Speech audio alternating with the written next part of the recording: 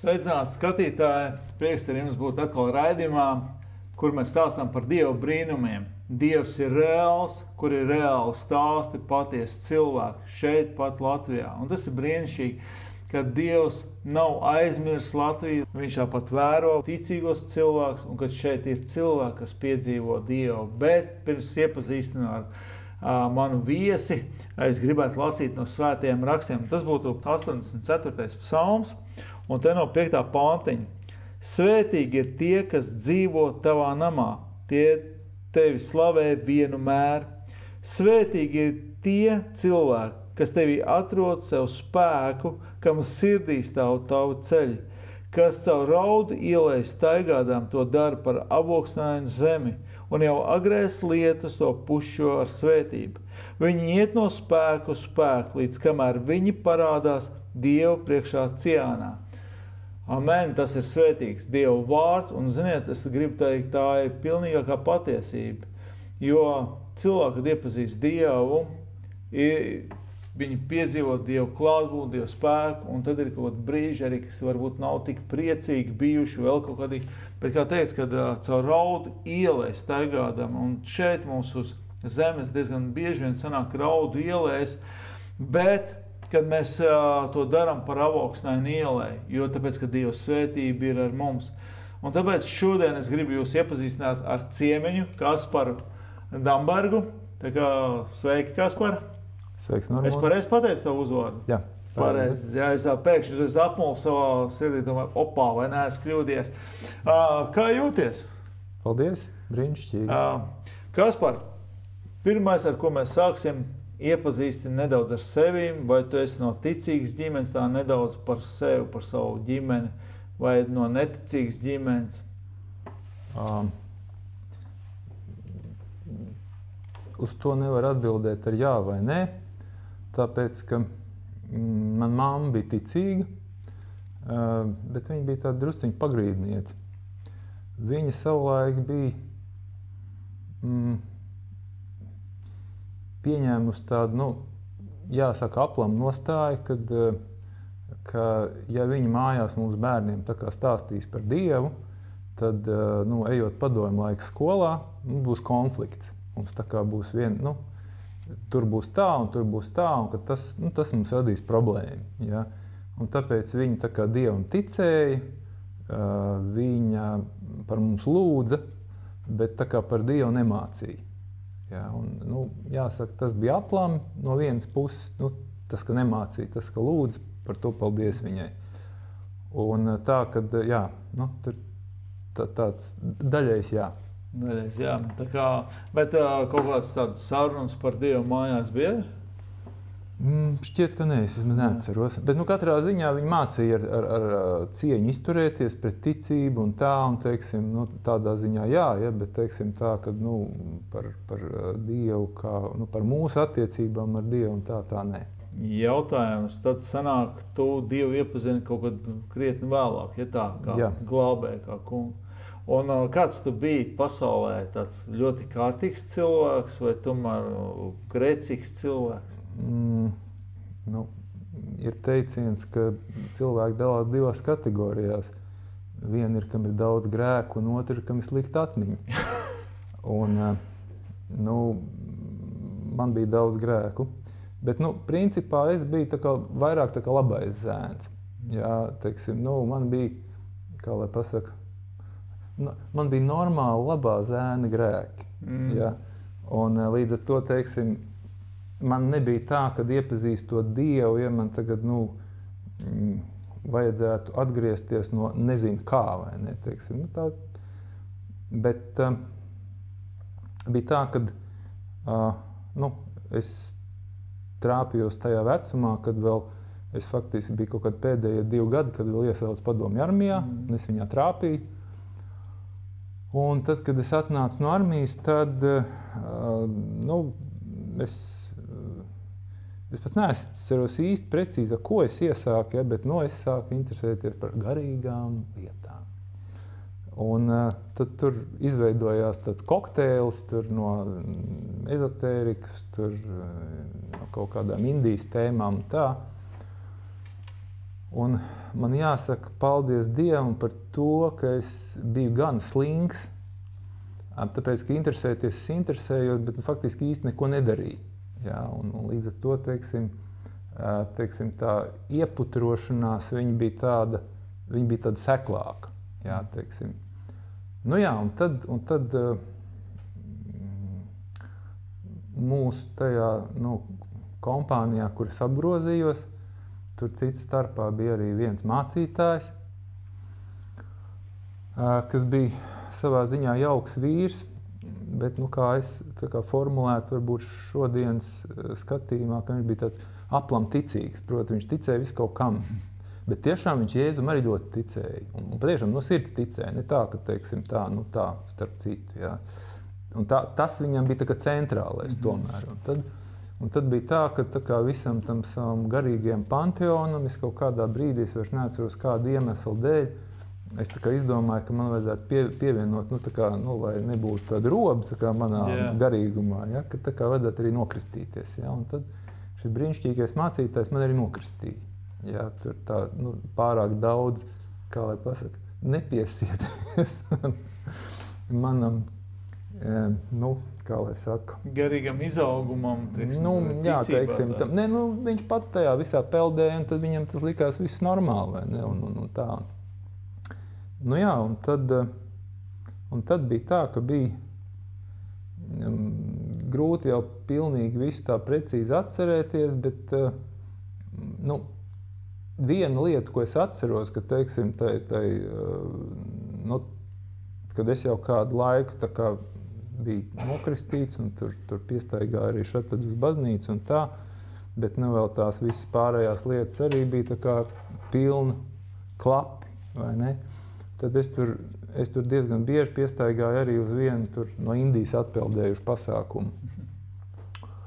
Un tad bija tā, kad kaut kādā reizē mēs ar to pasākumu vadītāju reizē nācām no tā pasākuma, jo viņai tur tā kā iznāca pa ceļam, plus mīnus mums iznāca pa ceļam, un ko mēs tur čalojām savā starpā.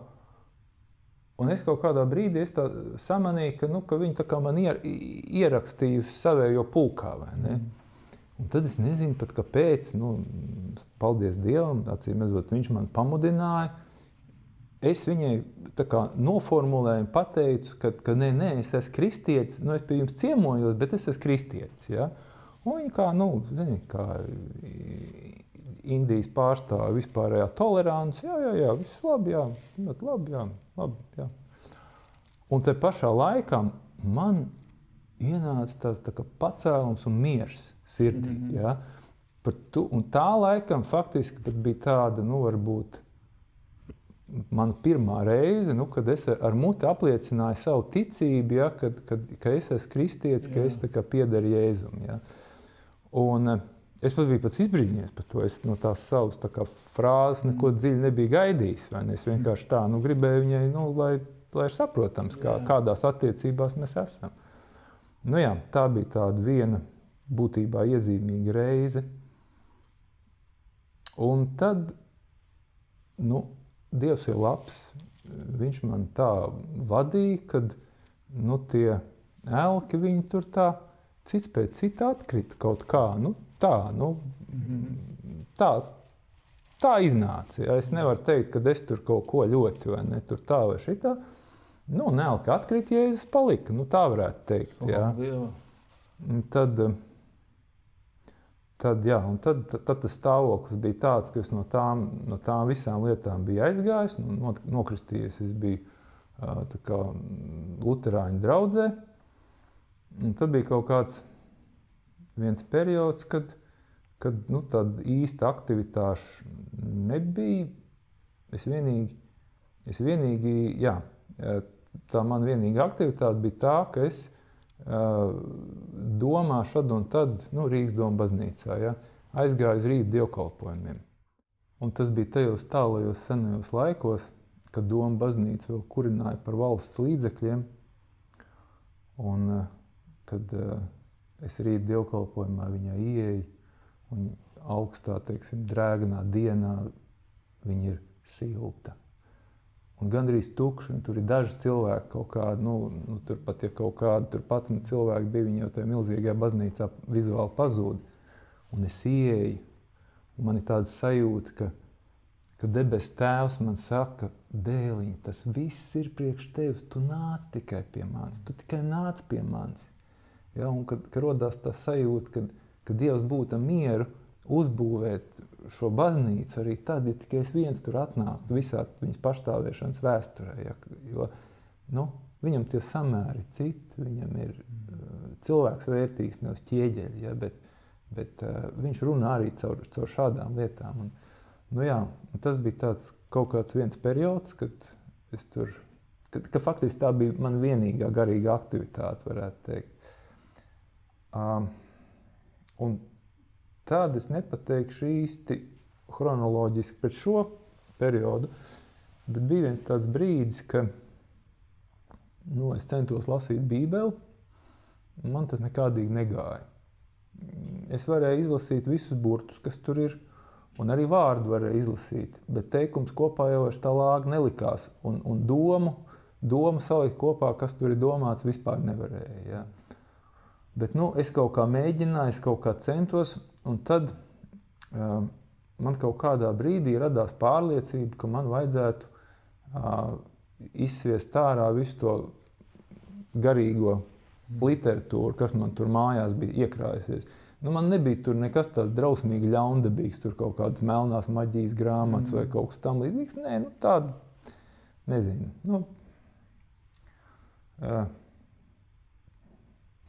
Es nezinu, vai tās formulējums ir derīgs, bet tāda viegla ezotērika varētu teikt. Tur drusīt psiholoģija kaut kas varbūt, tur kaut kas tāds. Bet vienā brīdī es saprotu, ka tas viss ir tā kā, attiecīgi jātiek no tā vaļā. Sadedzināt man nebija kur, aiznes uz miskasti. Un no tā mirkļa es varēju normāli lasīt Bībeli. Uzreiz, jā? Jā, es nevarētu teikt, ka man tur uzreiz sabira atklāsmes, nezinu kādas un kas, bet es viņu varēju normāli kā grāmatu lasīt, saprast, kas tur iekšā teikums, viss jau es viņu varēju normāli sākt uztvērt. Un tas priekš manis arī parādīja šī jautājuma nozīmīgumu. Ja, jo līdz tam es tā nebiju domājis, ka tas tā varētu. Jo es saku, nekā jau tāda, dižena tāda man nebija tais mājās. Tur, kaut kur tur uz kaut kādiem grāmatu galdiem, ko es tur biju ieraudzījis, to es biju nopircis. Ne? Jā. Un tad tāds varētu teikt, tad atdzīvošanās brīdis man bija, kad es nonācu pasākumā, par kur es sākumā gandrīz neko nezināju. Un bija tā, ka vienkārši no mūsu iepriekšējās kompānijas daži tādi, kā lai pasaka, man cienījami cilvēki. Es par viņiem biju dzirdējis, ka viņus turien iet, un es biju par viņiem dzirdējis arī, ka viņi ir tā kā pie Jēzus atgriezušies. Ja? Un tā kā es zināju, ka viņi tajos laikos tur mācēja atšķirt tukšu lietu no pilnas, teiksim tā, tad es domāju, tad tiez vai viņi kaut kur tagad ies tā, ka galīgi uz neko. Ja? Un tad bija tā, kad es tai reizē, kad es it kā gribēju un tad atliku, un vienā reizē, ka es tomēr tā kā, tomēr tik līdz tam, kad, nonācu tur, es biju nokavējies, un tur bija sākusies slavēšana. Es nezināju tad, kad to sauc par slavēšanu. Es biju kaut kāds -20 nokavējis, kaut kur tā varbūt. Un es ieeju iekšā, saprotu, un tā sajūta, ka te ir labi. Atceries, kā Pēters teica, mācītāji, te ir labi. Celsim 3 teltis. Jā. Un tur bija tik labi, ka Pēters pat par sevi aizmirs. Viņš vienu Mozu, vienu Eliju, vienu tev. Pēterim jau bija tik labi, ka viņam pat telti vairs tur nevajadzēja. Vai ne? Un, uz to pusi man tur bija. Un tad pēc tam izrādījās, ka tā ir katoļu harizmātiskā kopiena EFAT. Un tad es sabiju tur kādu laiku. Laikam es tad paralēli tam pieteicos Meža ciema, tas ir, biķeru luterāņu draudzē, tā kā, jo tur arī bija rīt dievkalpojumi, un tas man bija tuvāk mājām. Jā.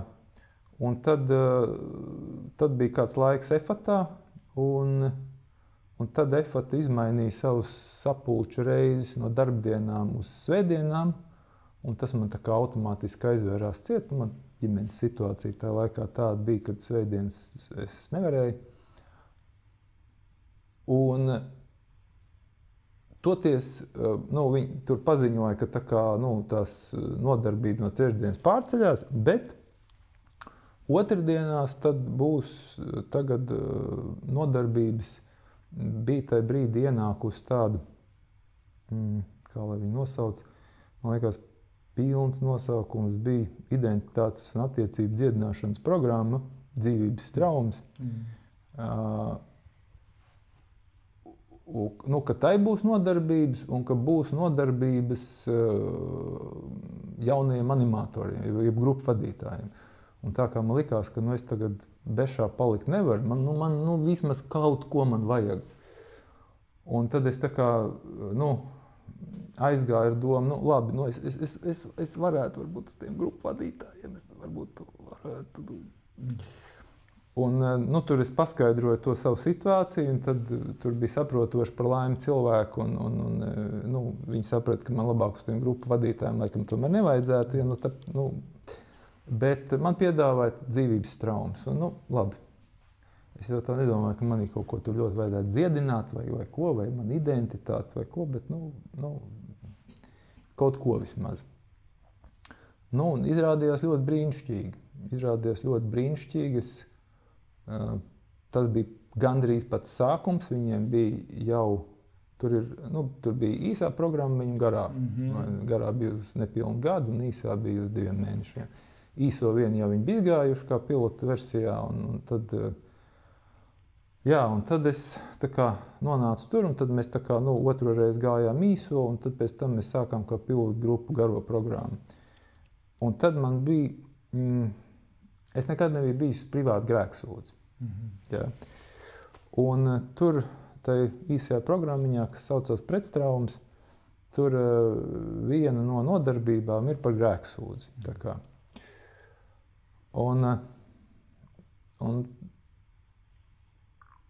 Pirmkārt jau vispār es tur piedzīvoju to, tur tā nodarbība kārtība bija tāda, ka ir īsa slavēšana, tad ir īsa lekcija diezgan, un tad ir mazā grupa, kurā ir viens vadītājs asistents, un tad ir dalībnieki, kopā līdz 7.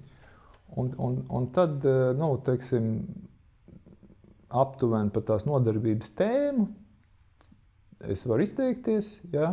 Tad, man uzklausa un tad aizlūdz par mani. Un 2 lietas, ka pirmkārt mēs esam apņēmušies ārpus grupas par tām lietām nerunāt, ko mēs grupā tā kā atklājam. Jā. Un otrkārt nemācīt nevienu grupā. Grupā ir tikai dalīšanās un aizlūkšana, pamācības aizliegtas.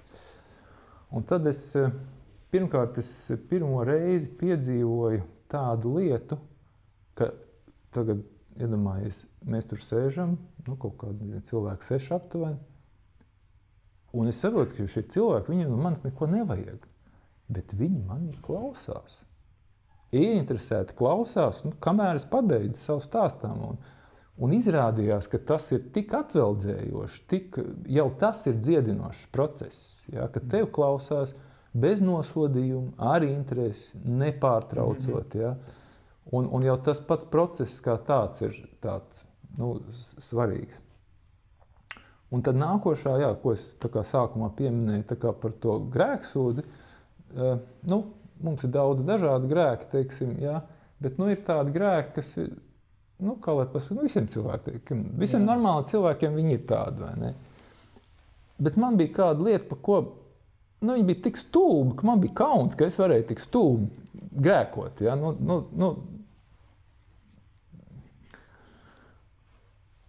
Un es domāju, man tagad to vajadzētu pateikt. Un es nolēmu, ka es to pateikšu. Saprotiet, un pienāk mana kārta, un es tagad gribu teikt, mute virinās un skaņas nav. Saprotiet, ir tā, ka es piedzīvoju to, ka ir tāda garīgā pretestība izteikt šo lietu, ja? Ka tas vienkārši man bloķē manu runas aparātu, ka gribu teikt, bet es nespēju, fiziski nespēju pateikt. Un tad es šitā žagojos kaut kādu brīdi, beigās pateicu, ja? Izstāstīju to lietu, un tas man bija, tā man bija tāda ļoti svarīga arī, teiksim, personīga atklāsme par to, ka ja tā pretestība ir tik milzīga, ja, tad cik svarīgi ir to izteikt. Ja?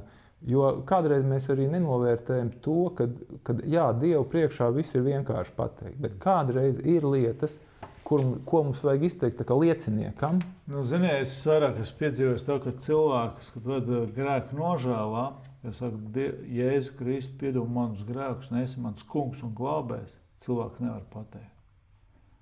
Viņi tā kā tu gan izvēlēji, saka, muti plātu un nevar izteikt to skaņu, un cik svarīgi to pateikt. Jā, un tas tieši par to stāstu. Es gribēju to pateikt, lai skatītāji to, kas varbūt ar to jau ir sastapušies jau, kāpēc ir šī pretestība. Jā, atvainojos, ka es bišķi pārsītā. Un tā bija tāda ļoti, ļoti iezīmīga, teiksim, lieta priekš manis, kas man arī tā, palika tādā, atmiņā, kā lai pasaka, kas tāds pieturas punkts manam garīgajam ceļam. Un tad es kalpoju šajā dzīvības traumēs labus gadus. Man jau ir sajūtas tagad cik, jau tas ir tā kā pagātnē, bet bija diezgan ilgi.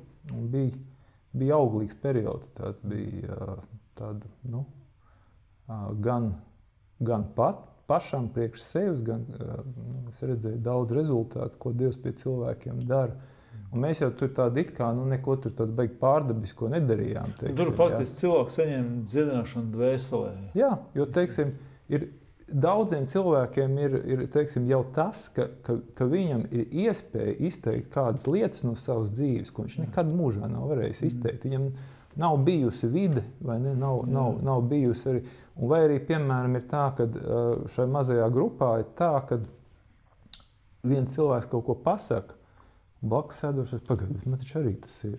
Kad cilvēks tā teiksim, ja viņam tā vienkārši nosēd viņa priekšā, pasaka, kas tev ir, jā, viņš tā nemaz nezina, ka viņam tas ir, tāpēc, ka pa daļai tāpēc, ka vienkārši ir nobloķējies, jo sāpīgas lietas reizēm vienkārši viņas tā kā aizverās, lai mūs netraucētu ikdienā, ja.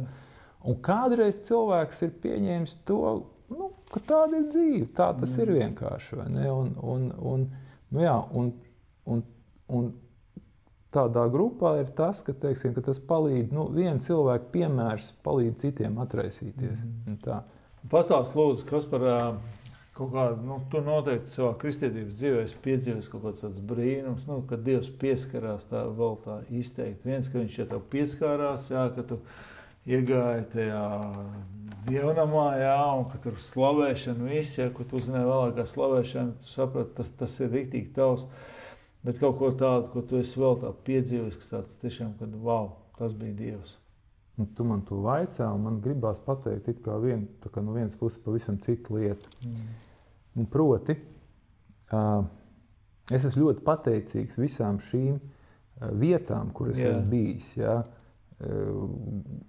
Pat tai pirmajai draudzei, kur es nokristījos, pilnīgā nejēgā principā un tādā, neizpratnē, kas tas ir un ko es daru un tā.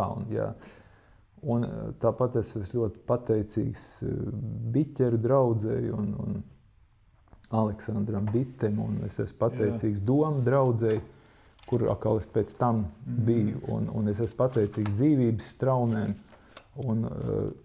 jo katrā šai vietā Dievs mani ir tā kā svētījis, ja, un kaut ko man tur ir devis. Ja. Un man kādreiz ir tā, ka man ir sāpīgi dzirdēt, kad kristieši izsakās, jā, un tad Dievs man izved no tās nedzīvās draudzes, un tagad es esmu tajā dzīvajā draudzē, un tagad viss ir. Labi, kāda tā draudze bija, tāda bija, bet viņas mums pa Jēzu tev kaut ko pastāstīja, vai ne? Un tā kā ir labi, ir svētīgi saskatīt, teiksim, to labo, kas tev ir iedots. Ja, labi, tas varbūt nebija pilnīgs, varbūt tur mācība bija tur tā kaut kā, vai ne? Bet slavu Dievam par visām vietām, kur mums māca par Jēzu un kur mēs, varbūt, kāpēc, piemēram, Dievs neaizved uz dzīvot to ļoti dzīvo draudu uzreiz, un nebija gatavs tam vienkārši. Jo Dievs ir tas, kurš mūs aicina, kas ir savā ziņā varbūt vislielākais brīnums, ko mēs parasti nepamanām. Tas, ka mēs vispār no turienes, kur mēs esam bijuši, kur mums neko nevajag no Jēzus, Dievs mūs atved pie viņa, vai caur tādu draudzi, vai caur šitādu. Un tu vaicāji par tādiem, kā lai pasaka, brīnumiem, vai tādām, kur es esmu tiešām tāda Dieva, ka tas ir Dievs. Bija viena interesanta situācija, kad man bija sākuši sāpēt ceļgali. Bija tā, kad es tajā periodā pēc armijas, es biju kaut kad 5 gadi vai vairāk bišķi, kad es vispār sabiedrisko transportu nebraukāju. Es braucu tikai velosipēdu ziemu, vasaru visu laiku. Un te kaut kādā vienā brīdī man ceļgali sāk uzdot. Un es tā kā to nevarēju vairāk, un tas tā kā progresēja, un palika jau tā, ka es arī trolejbus paķert nevarēju, ja teiksim, viņš pienāca, pirms es biju pienācis pie pieturas un tā. Un tad bija dzīvības traumēs, bija kaut kāda nodarbība. Man liekas, ka tā nebija gluži ordinārā, parastā nodarbība, bet bija kaut kas bišķi speciālāks, bet es neatceros, kas īsti. Un tur par mani lūdza, un mūsu vadītāji par mani lūdzot saņemt tādu frāzi: es dziedināšu tevi tavās mājās. Es domāju, kas tas tāds? Man toreiz bija arī tā, es tur tā kā, dzīvoju vairāk tā kā Rīgā, man ģimene tā kā vairāk bija tā kā Ogrē, un tad es tur tā kā braukāju kaut kur šurp turp, un es tad brīdī nesaprotu, ko Dievs ar to grib teikt, vai ka tagad, man būs jāgaida, kamēr es kaut kur beidzot man tāds ritīgs mājas būs vai kas. Un tad, bet labi. Un tajā pašā reizē, kad tur tā nodarbība bija, mūsu vadītāja Ilze, kurš briedi, viņa arī maziņš grāmatu apgāds ir, viņa bija svaigi izdevusi tur vienu grāmatiņu par vienu harizmātisku katoļu priesteri. Un es to grāmatu biju iegādājies, un es neatceru, es pieņemu, ka tas nebija tai dienā, kāds dažas dienas vēlāk, es to grāmatiņu lasīju. Vispār es esmu ļoti liels lasītājs. Es skolas laikā, pamatskolā es kādreiz gāju pa trotuāra grāmatiņu rokās, teiksim, bija tāds taisnāks trotuārs, vai ne, kur varēja ilgāk iet. Un man grāmata, beidzās ātri parasti. Un es šo grāmatiņu lasīju, un es tagad nonāku līdz vietai, kur tagad šis brālis ar savu lūgšanu grupu, viņi ir uzrakstījuši lūgšanu un ielikuši to tajā grāmatā, un viņi ir lūguši, lai tie cilvēki, kas to lūgšanu lasīs, lai viņi tiek dziedināti. Un man šo lūgšanu lasot, Dievs pieskārās, un mani ceļgali tā kā, tā problemātika ieslēdzās uz otru pusi. Tā kā, ne acu mirklī, bet viņi palika labāki un labāki un labāki un labāki. Un tad kaut kādā brīdī viss viņiem atkal bija kārtībā. Tā bija tāda interesanta reize, ka tur bija divas lietas kopā. Viens bija pravietisks vārds, kad Dievs uzrunāja mani tā kā, pateica uz priekšu kaut ko. Un tas, kad šādā veidā arī Dievs mēdz strādāt, es nesaku, ka tā ir kaut kāda recepte, bet arī šādi Dievs dara, ka kādam ieliek sirdī, piemēram, uzrakstīt, tad priekšā teikt lūgšanu it kā, bet ar svaidījumu, un Dievs caur to izdara. Kad patiesi to dara, atsaucies, tad Dievs lieto. Jā. Bet man ļoti uzrunāja, tu pirms tam stāstījuši to būt pateicīgam par visu. Jā. Tas ļoti aizskar uzrunāja. Un, kā saka, pat arī tās reizes, ja tu esi bijis nepareizā draudzē, Dievs tevi ir aizvedis uz pareizo, ja, teiksim, ne tik dedzīgs, aizvedis uz dedzīgāk. Bet tie pašā laikā es zinu, kad ir, kas bijuši tā kā ļoti dedzīgās draudzēs, pēc tam aizgājuši uz mazāk dedzīgām draudzēm. Nevis tas, ka remdeni palikuši ir kas, bet kaut kādas lietas, es tā uzreiz ieraudzīju to ainu. Tas cilvēks varbūt uz to draudzi, kur viņš tagad iet un saprot kā savu draudzi, viņš pat varbūt saka, man nemaz nebūtu aizgājis, viņš nebūtu iegājis tajā dedzīgajā draudzē. Un to vēsti, ko tu pasniedzi, man nāc uzreiz šie vārdi no 50. psalma, 23. pants, kas pienes uprim pateicību, tas, ko tu darīji. Ja? Tas tur mani godā, un tas ir tas ceļš, kā es tam rādīšu pestīšanu. Ka tu biji pateicīgs par to vietu, Dievs tev vēd tālāk, un rāda šo pestīšanu, es zinu, vairāk. Cik brīnišķīgi tas salējās ar Dievu vārdu. Tu minēji arī to, ka tāds grāmatu lasītājs, kas saka, ļoti jau negrēkoja, tāds pareizs, ja. Cilvēks tajā pašā laikā saprot, mēs visi esam grēkojuši. Un man liekas, ka tomēr ir sabiedrībā, ir daļa cilvēku tāda, kas saka, es jau esmu, labs cilvēks. Jo cilvēkam uzreiz grēks asociējās, tiešām nozagt, nosist kādu. Zini, par šo bija viena māsa, kam bija Jēzus vīzijā parādījies. Viņa dzīvo laukos, es nezinu īsti, kur Nītāužu pusē kaut kur. Sen atpakaļ bijām pazīstami. Un viņai tā vīzija tad mīļa un dārga, un viņa tur tādā kalniņā, ceļa malā kalniņā bija, viņai tā kā, viņa piedzīvojusi to bija. Tad viņa tur bija iekopusi, tādu trepīti uztaisījusi uz augšu, un tur tāds puķīts un soliņš un tā. Un tagad vienā reizē brauc garām viens čigāns, un viņi tur taisa tās puķis rušinu, un viņš prasā, kas tev te tāds? Viņi saka, tā un tā, te man Jēzus parādījās un tā, un šis vīrs. Es nevienu neesmu nogalinājis.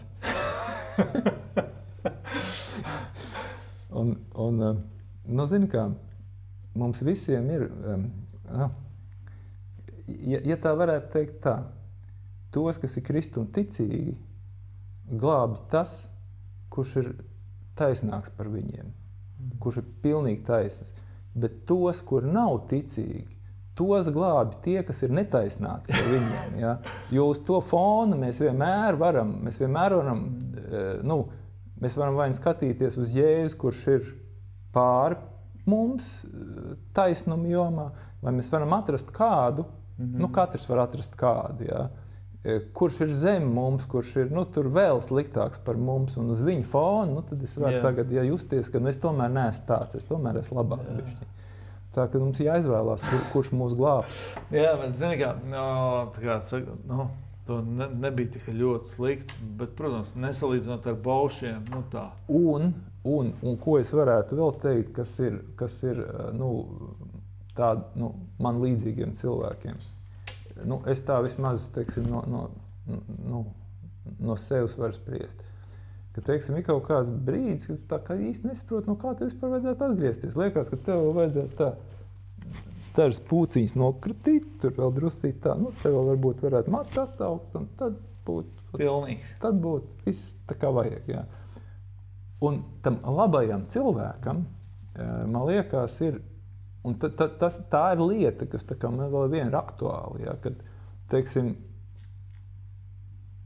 ne tikai ar prātu saprast, ar prātu ir viegli saprast, tu tur Bībelē izlasi, jā, un tad ar prātu jau tu zini, vai teiksim, atmiņa ir, ka, mums vajag kļūt par jauniem radījumiem, mums vajag, teiksim, bet kā saprast, kā tagad, ne tikai saprast, bet arī sajust un vēl tā kā ieiet tajā procesā, ka man vajag tam manam cilvēkam, veciem, bet gluži labs bija, kāpēc viņu vajadzētu nomirt? Jā. Es saprotu vēl, teiksim, tam tur, jā, tur viņš alkoholiķis, viņš zaglis, viņam taču vajadzēja nomirt, jā. Bet man tikai druscīt uzlabot tak vajadzētu, bet nē. Bet bez tā nevar iztikt. Bez tā nevar iztikt, bet, zini, man uzreiz nāk atmiņā tādu pie šiem labiem cilvēkiem, kas, nav slikti cilvēki. Tiešām nāk prātā uzreiz šis jauneklis, kas Bībelē aprakstīts, bagātais jauneklis, kurš atnāca pie Jēzus, paprasīja, kas man vajadzīgs, lai iegūtu mūžīgo dzīvību. Es saku, tur ir baušļus, esi labs cilvēks, tautai saprotam, tur ir baušļus, esi labs cilvēks. Un jaunietis atbild, es to esmu turēju. Viņš paprasīja, kurus baušļus. Es teicu, tur nezūds, nelaup, 10 baušļus tā īsti pārskaita, ātri pārskaita. Viņš jau tos vienkāršākos īstenībā Nē, jā, bet es vienkārši kā principu. Un viņš pasaka, jaunieklis, es to esmu turējis jau no bērnības. Un tajā ziņā, ja viņš to ir turējis būtībā, varētu pat viņš bijis ļoti labs cilvēks. Tiešām labs cilvēks tādā fonā. Bet patīk tā, ja es attieksmi, viņš pasmaida, viņš viņu iemīlēja. Un viņš pasaka, ja tu gribi būt pilnīgs. Un te ir kaut kas izaicinājums, ja tu gribi būt pilnīgs, seko man, atstāj to visu un seko man. Man daudz priekš šiem labiem cilvēkiem, viņi domā, es jau taču, esmu labs cilvēks, es kaut ko esmu sasniedzis. Man liekas, tā Kristus, tā mīlestība, tā pasmaida, tā uz tā cilvēku. Tu esi foršs čalis, bet ja tu gribi kaut ko vairāk piedzīvot, seko man, tu redzēsi kaut ko vairāk. Un tagad man tev jautājums ar to, tagad, kad tu dzīvo ar Kristu, vairāk iepazins, ar to laiku, tu vēl tā, nebija pieķēries viņam, kā tu atspoguļot šīs divas dzīves? It kā tu nebija slikts cilvēks, bet tad tu esi jau iepazins Kristu, kā tu to novērtēt vairāk šo dzīvi. Vai kaut kāds piepildījums ir, vai tas tikai tā tev? Zini, kā iedomājas pirmkārt, pasties. Visā teiksim, mūsu materiālajās lietās, mums ir ļoti svarīgs mērauklis. Mums ir ļoti svarīgi atskaites punkti. Piemēram, augstumu mēs visur mēram no jūras līmeņa. Ja? Un ja mums atņem jūras līmeņi, kā mēs tagad sapratīsim, vai Everests ir augstāks vai Gaiziņš ir augstāks? Viņi var teikt, ka Everests, mēs sakām, ka Gaiziņš. Kā tu pierādīsi? Ja? Tas kļūst, tas paliek tāds, kurš skaļāk bļaus, tam būs taisnība. Vai ne? Ja tīpaši, ja saruna būs, piemēram, Āfrikā, kur nav ne Gaiziņa, ne Everesti. Ja? Kilograms ir 1 litrs ūdens. Ja? Tagad, ja mums atņem, teiksim, šo etalonu, šo vai ne? Tagad mums iestāsies liels sajukums, jo mums uz tā ļoti daudz kas balstās. Vai ne? Un tā arī, piemēram, cilvēka dzīvē, ja viņam nav pieturas punktu, ja viņam nav no kā sākt mērīt, un viņam arī nav ar ko mērīt, tad viss kļūst tāds izplūdes, mēs jau varam teikt, kad vajag būt visiem ļoti radošiem, ļoti atbrīvotiem un ļoti tā, vai ne? Bet neskapēc, teiksim, tajā, pasaulē, viss, ko mēs uzskatām par civilizācijas sasniegumiem, viss ir ļoti sarēķināts, viss ir ļoti nomērīts, viss ir ļoti precīzi uztaisīts, vai ne? Un citādi tas nedarbojās. Un arī, teiksim, ko es varu teikt par savu dzīvi, es vismaz zinu, kur ir augš, kur ir apakš. Vai ne? Un kaut kādā mērā atšķir labo roku no kreisās. Ja mēs tā kā par Jonu un Ninivu, teiksim, vai ne? Līdz ar to, teiksim, jāsaka, manuprāt, tas ir liels iegūms ļoti. Jo es ļoti labi saprotu, ka man ir ārkārtīgi daudz telpas augšanai. Teiksim, tas, es nevaru teikt, ka es būtu, zini kā, es teicu, ka es savulaik tur tajās vecajās lietās, tur laimīgā kārtā es tīrā slinkumu, maz kur bija ieķēpājies, bet redzi, rakstura īpašības, kas vienā situācijā ir palīdzoši, citā situācijā viņas atkal traucē. Un teiksim, varbūt es atkal neesmu kaut ko sasniedzis, ko es čakls būdams ar Jēzus būtu sasniedzis. Te es gribētu teikt, ka vienā multinītē krāsu met, bet tikumu nemet. Jā, ka tās ir lietas, kas mums cilvēcīgās, bet nākot pie Kristus, taču arī raksturs mainās. Tas izjūts. Ir viena lieta, nu, ar ko man kādreiz tik un arī tagad ir jāpiedomā kaut kad, bet man liekas, tā kā no lielos mērogos es esmu tā kā ticis no tā vaļā. Man savulaik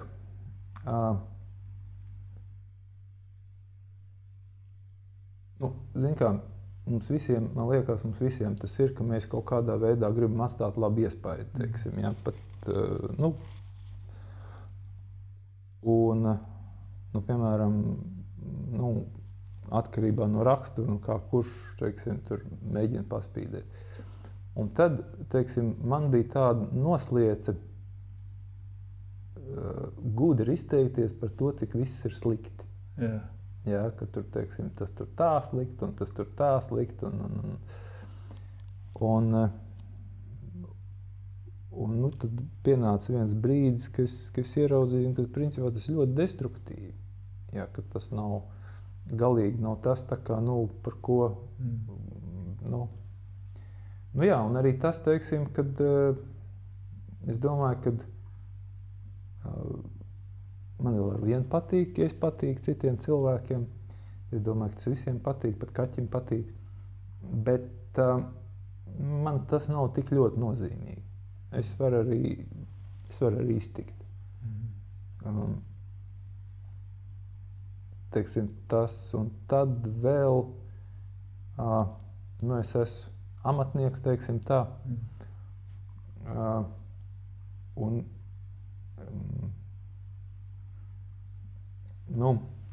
lielai daļai, kas saskārušies ar celtniekiem vai citu veidu amatniekiem, ir tāda pieredze, ka tie, kur atnāk tagad, mēdz slikti izteikties par iepriekšējiem, kur ir bijuši, ja, par to, kā viņi tur ir izdarījuši un kā tur, ko tur. Un šis jautājums arī, ko Dievs man ir mainījis, ja, jo es jau nekā nezinu, ne par to situāciju, ne par to cilvēku, es nezinu, kāda bija viņa resursi, es nezinu, cik viņam par to samaksāja, vai ne, es nezinu, kāda bija viņa motivācija, es vispār neko nezinu, ko es varu teikt par viņu, ja. Es varu pateikt, vai pareizi vai nepareizi, bet, teiksim, izteikties par to cilvēku personīgi, ja, man tas liekas, aplam, teiksim, tā, vai ne, tad, teiksim, tāda, jā, kas vēl raksturā varētu mainīties. Principā tādas, kamēr es dzīvības traumēs biju, tur bija varbūt tāds visintensīvākais laiks, kad tā kā mainījās kaut kādas lietas. Ja? Tas pats, piemēram, runāt publikas priekšā. Jā. Vai ne? Tas no vienas puses varētu teikt ir ieradums, bet no otras puses arī zin kā, mums tur bija, mēs jau tur visi tādi, neviens nekur kāds profesionāls, lektors, nekas, tās lekcijas nodarbībās, tur rindas kārtībā, visi grupu vadītāji ņem kaut kādu tēmu, tur pagatavo, un tad pirmās reizes, kad es atnācu ar lapu, ja, un mēģini lasīt, ja, kad pat izlasīt īsti nevar, tāpēc, ka visi uz tevi skatās, vai ne, un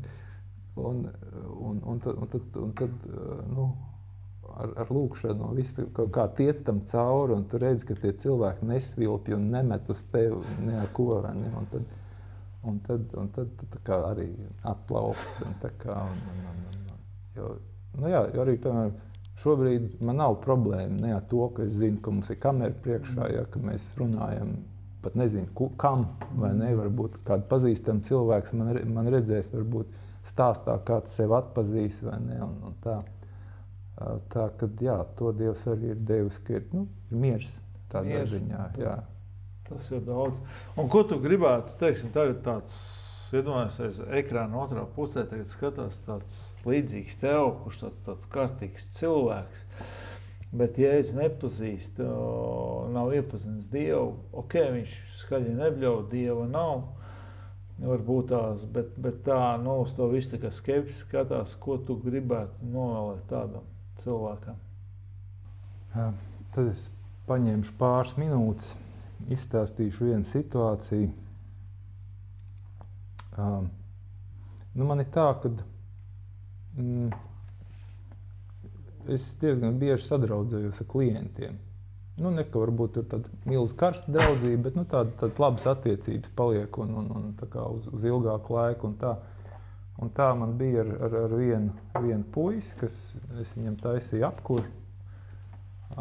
Tur bija, viņam bija dažas interesantas idejas, un tad tā kā mēs viņas realizējām tā. Un tad mēs šad un tad tur vai sazvanījāmies, tur arī satikāmies kādas reizes un tā. Un, kaut ko es tur mēģināju arī mēs tur ar vienu brāli bijām reiz pie viņa ciemos, tā kā arī par Dievu runāt un tā. Un man jāpiezīmē, ka viņš bija ļoti brīnišķīgs. Tāds un arī tāds, kā lai pasaka, varētu teikt veiksmīgs. Jā. Viņam bija brīnišķīga sieva, viņam brīnišķīga meitiņa. Vai ne? Un tā, un viņš profesionālajā ziņā viņš bija programmētājs tāds, augsta līmeņa un gudrs puisis un visu. Un mājās tur visu kaut ko pats darīja. Varētu teikt, es arī gribētu tāds būt, jā. Un tad atnāca Covida laiki. Vai tas tur tā bija tieši vai nē, bet viņš sapotējās, pēc tam viņš ļoti smagi pārslimoja Covid, un pēc tam viņam sākās problēmas ar sirdi. Un man vienā reizē, kas man bija īstenībā, varētu teikt, viens no pēdējo laika tādiem lielākiem šoka momentiem, ka man piezvana viņa sieva, un es domāju, viņš ir kaut kur aizbraucis kaut kādā komandējumā, atkal mājā kāda sīka ķibe, un tur kaut kāda krāni jāpieskroja vai ko. Un viņa man pasaka, ka bērs ir, un tur pēc pāris dienām bērs, jā. Un tad es biju uz pauzes, un zini kā, kad ir šādi gadījumi, tad mums vienmēr ļoti gribās kaut, zini kā, ir tur liecības dzirdētas, ka tur, pēdējā brīdī Jēzus tur kādam ir atklājies un tas cilvēks tomēr ir, nonācis debesīs un tā. Un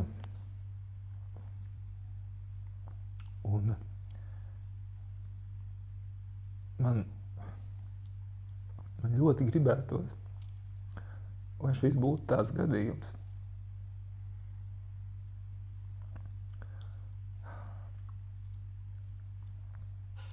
Kad tiešām kaut kādos pēdējos brīžos, kad Jēzus viņam būtu atklājies un viņš būtu Jēzus pieņēmis un pie viņa nonācis. Bet man ļoti, ļoti gribētos man šai jautājumā nebūtu vienkārši jābūt tādā cerībā. Man ļoti gribētos, ka es varētu būt pārliecināts par to, lai es būtu bijis liecinieks tam, ka viņš ir uzticējis sev Jēzum, ka viņš ieicinājis Jēzu savā sirdī, savā dzīvē, un ka es būtu pilnīgi drošs, ka viņš ir pie tēta un ka viss ir kārtībā, ka vienkārši ir, drusciņi pagaidīsim, satiksimies. Un tāpēc visiem tiem brīnišķīgiem, labajiem cilvēkiem, kas ir tiešām, varbūt viņiem ir tā, ka viņi ir tik brīnišķīgi, ka tiešām tikai Jēzus pietrūkst, ka viss cits ir, vai ne? Un arī, ja viņi nav tik brīnišķīgi, es visiem gribētu teikt, kad nevajag šādas lietas atlikt. Tāpēc, kad es nepateicu par to puisi, ka viņš vienkārši, viņš brauc ar motociklu, viņam paliek slikti ar sirdi un viņš kokā iebrauc. Cik gadu bija apmēram? Viņam 38 vai kaut kā tā. Puisis tādā, pilnbriedā, teiksim, viss tā kā. Un nevajag šādas lietas atlikt, jo ir labi to darīt tūlīt. Zini kā, vismaz tiem cilvēkiem, es, protams, gribētu visus, kas mūs dzird un kas nav Jēzu ieaicinājuši savā dzīvē, es gribētu teikt, izdariet to. Bet vēl jau vairāk es gribētu teikt uz tiem, kuri ir tā kā domājuši par to, Un tā kā, jā, it kā, jā, tā kā,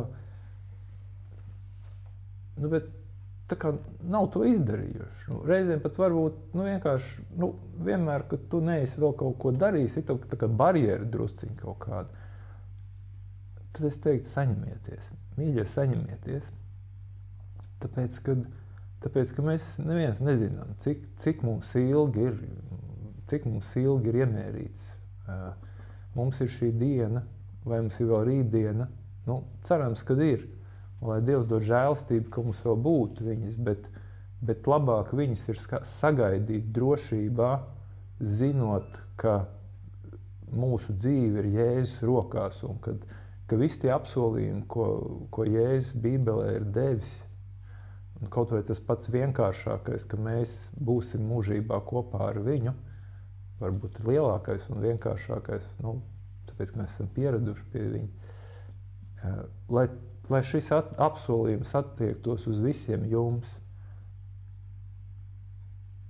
Jo, lai nav tā, kad ir jāizdzird kāds stāsts atkal, ka cilvēks ir aizgājis un mēs varam cerēt, ka varbūt Jēzus ir izdarījis tādu brīnumu, ka, lai ir drošība jums pašiem un lai drošība ir jūsu tuviniekiem,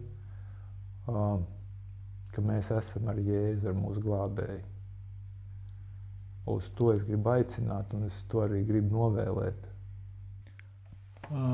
Tas ir nopietnas novēlējums. Pēc es gribētu lasīt no 1. Pētera vēstules 2. nodaļas, no 22. pantiņa ieskaitot. Tas grēku nedarīja, nedz arī atrada viltu viņa mutē, tas par Jēzu Kristu. Viņš ir zaimots, neatbildēja ar zaimiem, ciesdams nedraudēja, bet atstāja visu tam, kas spriež taisnu tiesu. Viņš uznes mūsu grēku savā miesā pie staba, lai mēs grēkiem miruši dzīvotu taisnībai. Ar viņa brūcēm jūs esat dziedināti, jo jūs maldījāties kā avis, bet tagad jūs esat atgriezti pie savu dvēseli gana un sarga. Jēzus Kristus ir mūsu dvēseli gans un sargs. Bet, ja tu pie viņa nenāc atpakaļ, tam nav mūžīgās dzīvības. Un patiesībā viss Bībele jau runā nevis to, lai tev būtu tikai labi šajā dzīvē, bet patiesībā tev sagatavot mūžībai ar Kristu. Tāpēc Jēzus Kristus, viņš nāca šajā pasaulē, cieta pie krusta, mira un augšām celās 3. dienā, lai dāvātu mums ikvienam dzīvību. Tikai tāpēc viņš ir vienīgais ceļš un patiesais ceļš pie debesu Tēva un nav cita ceļa. Mīļais, mums rītdien nevienam nepieder, nevienam. Bet tajā pašā laikā cilvēks, kurš dzīvo ar Kristu kopā, viņš zina, ka ja rītdien tā diena, ka viņam šī zeme ir jāatstāj, viņš būs kopā ar kungu un glābēju mūžīgi. Bet, ja kurš cilvēks ir Kristu noliec un nav pieņems, nav nācis pie viņa, nav atzīts kā dvēseli ganu, viņš Bībele skaidri un gaiši pasaka, viņš tiks iemests uguns jūrā mūžīgai mocībai. Ja Jēzus to ir pieminējis, ļoti daudz par to nerunā, bet par to ir pieminēts. Un viņš vienā vietā saka, ja tev ir kaut kas burtiski aizkavē, lai iegūtu mūžīgo dzīvību, ja tev roka apgrēcina, ja to roku visu laiku zodz un nevari, kā saka, to grēku atstāt, saka, labāk nocērt to roku. Labāk bez vienas rokas iet debesīs, nekā ciest ēles mokas. Tas ir daudz labāk. Ja tik radikāls Jēzus, tas burtiski Jēzus to aicina, tāpēc nejokojies ar to. Un, ziniet, daudz saka, Jēzus nomir par visiem, tad, lai viņš piedod manas grēkus. Nē. Jēzus mira pie krusta, tad, kad mēs viņu nemaz nepazinām. Viņš mira burtiski ticībā. Un tagad viņš gaida no tevis šo ticības soli, kamēr tu viņu vēl neesi redzējis, lai tu nāktu pie viņu un atdot savu sirdi viņam. Jo tā ir noteikti šī apmaiņa. Un tāpēc viens solis tevi burtiski var šķirt no dzīvības. Un kā Dieva vārds saka, šodien es nolieku tavā priekšā dzīvību, nāvi. To saka Dievs. Bet es tev saku, izvēlies dzīvību. Tie ir Dieva vārdi. Nespēlējies grēku. Un Ja tu savā sirdī ticēsi un ar muti apliecinās Kristu par savu kungu un labo savus dzīves ceļu, tajā ziņā, kā Kaspars stāstīja par savu dzīvi, tur pa lielam jau tādu, jā, visiem jau ir kaut kādi grēki, bet tos grēkus, ka spēj ieraudzīt, ka tu nāc pie dvēseļu gana, ka tu rakstos, svētajos rakstos skatīties, tu spēj ieraudzīt, ka es te taču grēkoju, bet tas ir grēks, jā, bet Dievs tev grib glābt, un lai tu spētu izprast svētos rakstus, ko sauc arī kā Bībeli, ka tu viņus lasītu, tev vajag piedzīvot Kristu, savā sirdē ticēt un ar muti apliecināt. Ja tu esi gatavs šodien to darīt, ja tu saproti, ka tavu dzīvi ir kājām gaisā un tu gribētu dzīvot ar Dievu kopā, tad es gribu tev palīdzēt, ka mēs šodien, kā draudzēs parasti baznīcā sāk grēku nožēlas lūkšanas saukt, bet tas nav vienkārši skaitāmais pantiņš. Tam jābūt tavam dvēseles saucienam, burtiski saucienam uz debesīm, un es tev vienkārši gribu palīdzēt, bet to svarīgi izdarīt. Es tev palīdzēšu, teikšu vārdus, bet ka tu tos vārdus no visu savu sirds veltīji Dievam, un lai tev būtu to vieglāk izdarīt, vienkārši aizver acis un saka, debes Dievs, piedod manus grēkus, piedod, kad es grēkos un gājis aplamus ceļus. Es lūdzu šodien izmaini manu sirdi. Tiešām izmaini, un es lūdzu, lai Jēzus svētās asins šķīsta manu garu, dvēseli un miesu. Un Jēzu Kristu, esi mans kungs un glābēs no šī brīža mūžīgi, un palīdz man dzīvot dzīvi tādu, kā debes Tēvam patīk. Lūdzu tev, arī piepildi man ar savu garu, kad es lasītu vārdu, Bībelīt, lai tas man kļūtu saprotam. Svētais gars, lūdzu, nāc par mani un palīdz man kļūt tāda, kā debes Tēvs to vēlās. Es to lūdzu Jēzus vārdā. Amen. Un nākamais solis, ko tu noteikti dari, dabū Bībeli. Ja tev ir Bībelīt, sāc no jaunās derības vai jauno derību atver. Ja tev nav, šobrīd var to arī lejuplādēt internetā, lasīt internetā, bet es ieteiktu labāk dabūt šo šķirstāmo grāmatu, lai tu vari lasīt un sāc no jaunās derības. Lasi par Jēzu Kristu, lai tu iepazītu Kristu un neievēr savus grēku ceļus.